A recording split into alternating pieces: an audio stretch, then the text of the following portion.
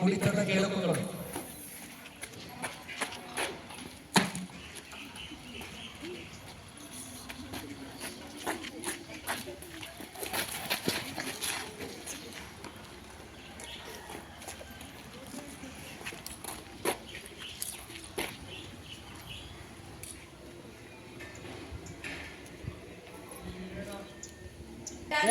ಎಲ್ಲರೂ ಇರ್ತಾರೆ, ಅವರ ಒಂದು ಭವಿಷ್ಯವನ್ನು ಕೂಡ ಅವರು ನೋಡ್ಕೋಬೇಕು. ನೀವು ಹೋಗಿ ಮನೆಯಲ್ಲಿ ನಿಮ್ಮ ಪೇರೆಂಟ್ಸ್ ಅನ್ನ ಯಾರ್ಯಾರೆಲ್ಲ ಕುಡಿತಾರೋ ಅವ್ರಿಗೆಲ್ಲ ಹೋಗಿ ಅವೇರ್ನೆಸ್ ಮೂಡಿಸ್ಬೇಕು. ಡ್ರಿಂಕ್ ಮಾಡಿ ವಾಹನಗಳನ್ನ ಓಡಿಸಬೇಡಿ ಅಂತ. ಅರ್ಥ ಆಯ್ತಾ?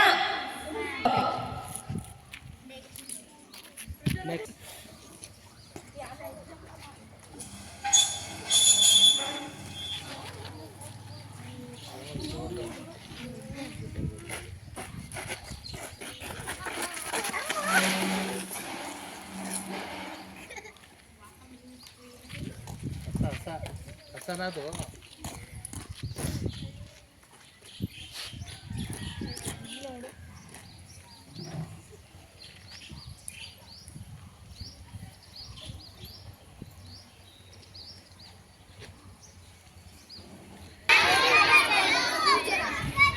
ನೋಡಿ, ಗಾಡಿನಲ್ಲಿ ಹೋಗ್ಬೇಕಾದ್ರೆ ಒಬ್ರು ಅಥವಾ ಇಬ್ರು ಡ್ರೈವ್ ಮಾಡ್ಕೊಂಡು ಹೋಗ್ಬೇಕು.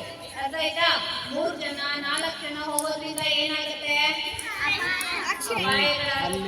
ಮುಂದೆ ಏನಾದ್ರು ಪ್ರಾಣಿಗಳು ಅಥವಾ ಬೇರೆ ಗಾಡಿಗಳು ಬರ್ಬೋದು. ಇದರಿಂದ ಏನಾಗುತ್ತೆ? ಸಡನ್ ಆಗಿ ಬ್ರೇಕ್ ಆಗೋದಿಲ್ಲ, ಅವಾಗ ಆಕ್ಸಿಡೆಂಟ್ಗಳು ಸಂಭವಿಸುತ್ತೆ.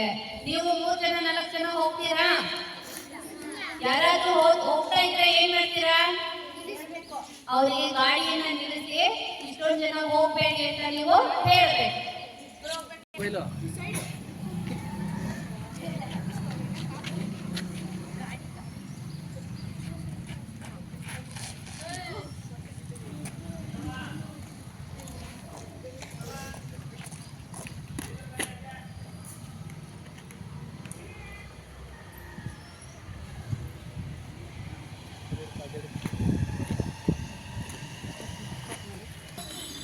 ಮಿಸ್ ಮಾಡ್ಕೊಂಡು ಅವ್ರು 5 ಜನ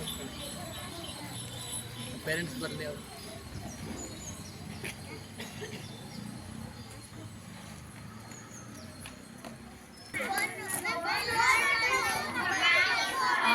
ನೋಡಿ, ರಸ್ತೆ ಬದಿಗಳಲ್ಲಿ ಹೋಗ್ಬೇಕಾದ್ರೆ ಅಥವಾ ಗಾಡಿನಲ್ಲಿ ಫೋನಲ್ಲಿ ಮಾತಾಡ್ಕೊಂಡು ಹೋಗ್ಬೇಕಾದ್ರೆ ತುಂಬಾ ಎಚ್ಚರಿಕೆಯಿಂದ ಹೋಗ್ಬೇಕು.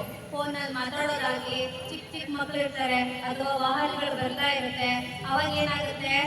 ಈ ತರದ ಸಂದರ್ಭಗಳು ಎದುರಾಗ್ತವೆ. ಅದರಿಂದಾಗಿ ಫೋನ್ ನೋಡ್ಕೊಂಡು ಗಾಡಿನೂ ಡ್ರೈವ್ ಮಾಡಬಾರ್ದು ಅಥವಾ ರೋಡಲ್ಲೂ ಕೂಡ ಫೋನ್ ನೋಡ್ಕೊಂಡು ಹೋಗ್ಬಾರ್ದು.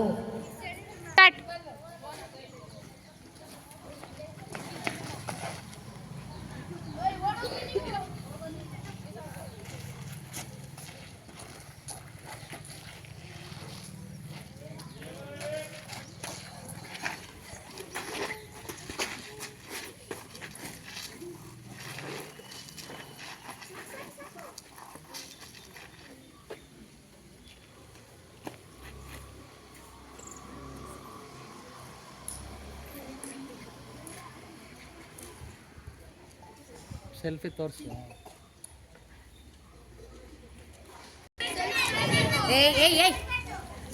ಹೆಲ್ಮೆಟ್ ಅಲ್ಲ, ಏನಂತ ಗೊತ್ತಾ? ಈಗ ಮೊಬೈಲ್ ಇರೋದ್ರಿಂದ ಮೀಡಿಯಾದಲ್ಲಿ ಏನಾಗ್ತಿದೆ, ಎಲ್ರಿಗೂ ಮೊಬೈಲ್ ಒಂದು ವಿಡಿಯೋ ಹುಚ್ಚು ಆಗಿದೆ. ಏನಾದ್ರು ಆಕ್ಸಿಡೆಂಟ್ ಆದ್ರೆ ಫಸ್ಟ್ ಅವ್ರನ್ನ ಕರ್ಕೊಂಡಾಗ ಏನ್ ಮಾಡ್ಬೇಕು? ಆಸ್ಪತ್ರೆಗೆ ಸೇರಿಸ್ಬೇಕು. ಬದಲಾಗಿ ಏನ್ ಮಾಡ್ತಾರೆ? ವಿಡಿಯೋ ಮಾಡ್ಕೋತಾರೆ, ಸೋಷಿಯಲ್ ಮೀಡಿಯಾದಲ್ಲಿ ಅಪ್ಡೇಟ್ ಮಾಡ್ತಿರ್ತಾರೆ. ಅಷ್ಟೊತ್ತಿಗೆ ಏನಾಯ್ತು? ಅವ್ರಿಗೂ ಪ್ರಾಣ ಹೋಗ್ಬಿಟ್ಟೋಯ್ತು. ಯಾವಾಗಲೂ ಅಷ್ಟೇ, ಏನಾದ್ರೂ ಅಪಘಾತಗಳಾದಾಗ ಫಸ್ಟ್ ನಾವೇನ್ ಮಾಡ್ಬೇಕು? ಅವರನ್ನ ಆಸ್ಪತ್ರೆಗೆ ಕರ್ಕೊಂಡು ಹೋಗಿ ಸೇರಿಸ್ಬೇಕು. ವಿಡಿಯೋ ಮಾಡ್ಕೊಳ್ಳೋದು, ಸೆಲ್ಫಿ ತಗೊಳ್ಳೋದು, ಈ ತರ ಕೆಲಸಗಳನ್ನ ಮಾಡಬಾರ್ದು. ನೀವು ಮಾಡ್ತೀರಾ?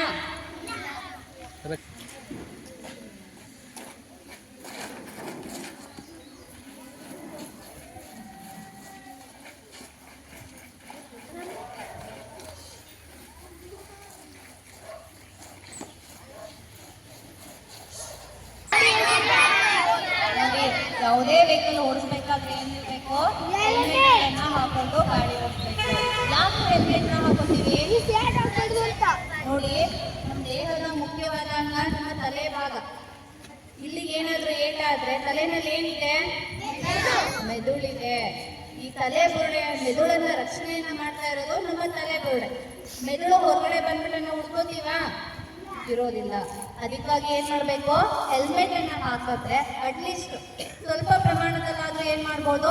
ನಮ್ಮ ತಲೆಗೆ ರಕ್ಷಣೆಯನ್ನ ಕೊಡ್ಬಹುದು. ಅದಕ್ಕಾಗಿ ಗಾಡಿಯನ್ನು ಓಡಿಸ್ಬೇಕಾದ್ರೆ ಹೆಲ್ಮೆಟ್ ಅನ್ನ ಹಾಕೊಂಡೇ ಓಡಿಸ್ಬೇಕು.